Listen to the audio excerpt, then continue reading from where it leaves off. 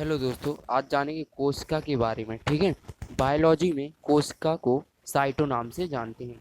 कोशिका का अध्ययन साइटोलॉजी कहलाता है। सबसे पहले कोशिका की खोज रॉबर्ट हुक ने की थी, लेकिन उन्होंने मृत कोशिका की खोज की थी। जीवित कोशिका की खोज ल्यूवेन हॉक ने की थी। कोशिका सिद्धांत स्लाइडेन एवं स्वान ने दिया। उन्होंने बताया था कि हमारा पूरा शरीर कोशिकाओं से मिलकर बना हुआ है। ठीक है। तो स्लाइडेन एवं स्वान ने कोशिका सिद्धांत दिया था।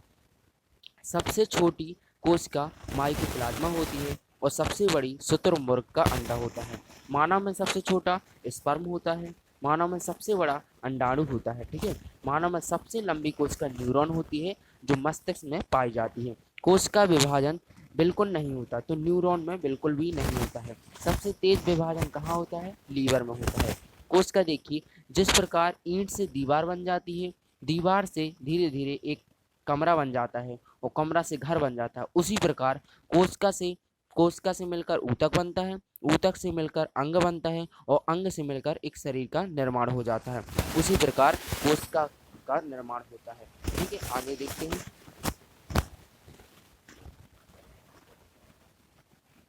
कोशिका झिल्ली है जो पादप एवं जंतु दोनों में पाई जाती है।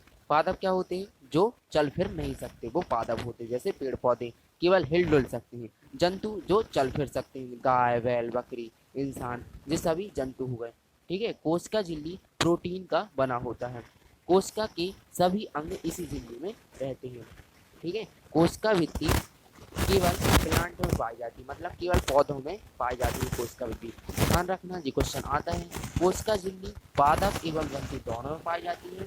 कोशिका भित्ति केवल प्लांट में पाई जाती है, मतलब कि केवल पौधों में पाई जाती है। यह सेल्यूलोज की बनी होती है। किसकी बनी होती है? सेल्यूलोज की बनी होती है। यह क्या करती है? सुरक्षा एवं आकार प्रदान करती है। ठीक है। इसके बाद आगे देखते हैं माइटोकॉन्ड्रिया।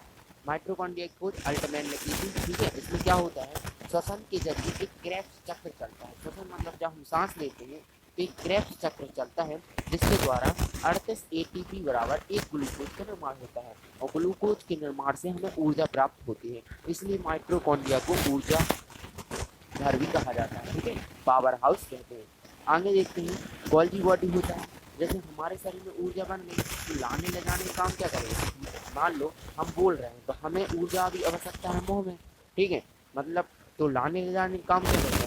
पूरे शरीर में तो माइटोकॉन्ड्रिया है। ठीक है। कोशिका है तो माइटोकॉन्ड्रिया भी पूरे शरीर में, मतलब की ऊर्जा बन रही है। तो हमें चाहिए अभी जीभ में चाहिए ऊर्जा, तो लाने ले जाने का काम कौन करेगा? जैसे हमारी जीभ की समाप्त होगी ऊर्जा, तो लाने ले जाने काम करता है गोल्जी बॉडी। मतलब जहाँ जिस चीज़ की कमी है तो लाने ले जाने काम यानी परिवहन का काम कौन करेगा? गोल्जी बॉडी करता है। ठीक है। Golgi body.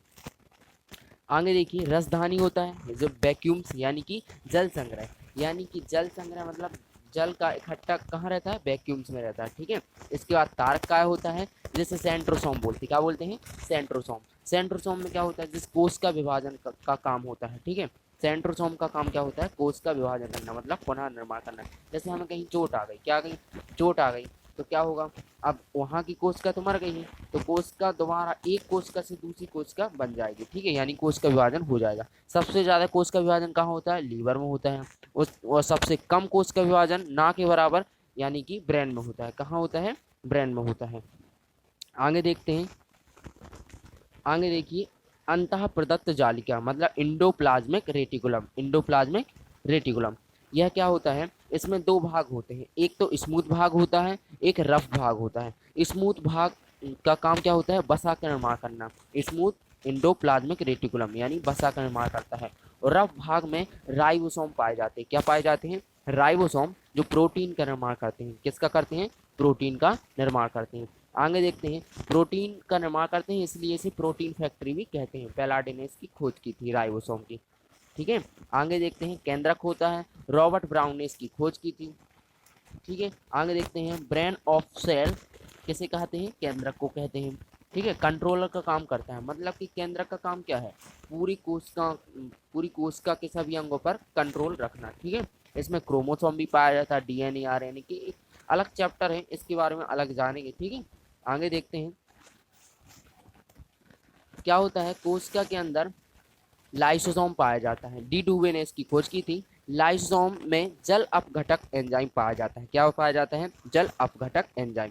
कोशिका का पाचन करना, मतलब लाइसोसोम क्या होता है, इसे आत्मघाती थैली भी कहते हैं। जैसे कोई कोशिका मतलब काम करना बंद कर दी या वो मर गई, ठीक है, तो लाश उठाने का काम किसका रहेगा? लाइसोसोम का रहेगा। उसको क्या करेगा? जल अपघटक एंजाइम छिड़क देगा और मतलब उसे पिघला देगा, ठीक है, इतना मतलब जल अपघटक एंजाइम से पिघला देता है, यानी कोश के पाचन क्रिया होती है, ठीक है।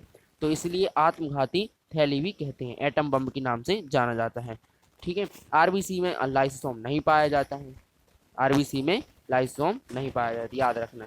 आगे देखते हैं जीव द्रव, इसकी खोज पुरकंजी ने की थी, तो याद रखना पुरकंजी ने जीव द्रव की खोज की थी। जीव द्रव में 80% जल पाया जाता है, 80% जल पाया जाता है। इसके दो भाग होते हैं, कोश के द्रव होता है और केंद्र का द्रव होता है। जो कोशिका में द्रव्य पाया जाता है उसे कोश का द्रव्य कहते हैं, और जो केंद्रक में द्रव्य पाया जाता है उसे केंद्र का द्रव्य कहते हैं, ठीक है। इन दोनों के मिलने से जीव द्रव्य बनता है, इन दोनों के मिलने से जीव द्रव्य बनता है, ठीक है। ओके, धन्यवाद। आगे देखते हैं अगले वीडियो में अपन एक इंटरेस्टिंग